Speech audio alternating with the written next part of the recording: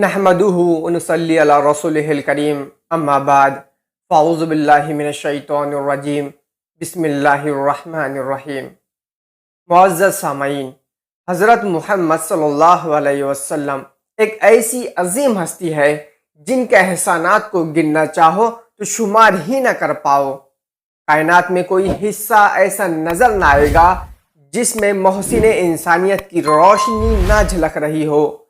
کسی شاعر نے کیا خوب کہا ہے، شمس و قمر اور تھے انگنت تارے آسمان میں، پر چراغ احمد جلا تو روشنی پھیلی سارے جہان میں۔ معزز سامعین، جب میں سیرت النبی کا تذکرہ کرتا ہوں تو مجھے طائف کی وادی میں پتھر کھانے والے حضرت محمد صلی اللہ علیہ وسلم ہدایت کی دعائیں دیتے نظر آتے ہیں۔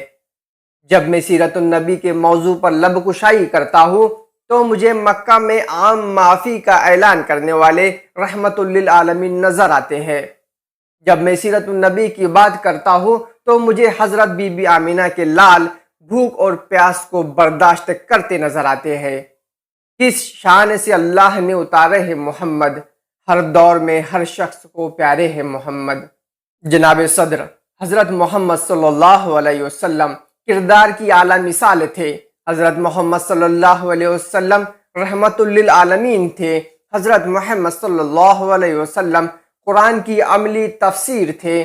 حضرت محمد صلی اللہ علیہ وسلم معلم اور ہدایت کا سرچشمہ تھے۔ اور آخر میں اس شعر سے میں اپنی بات کو مکمل کرنا چاہوں گا کہ محمد کی محبت دین حق کی شرط اول ہے، ہو اگر اس میں خامی تو سب کچھ نامکمل ہے۔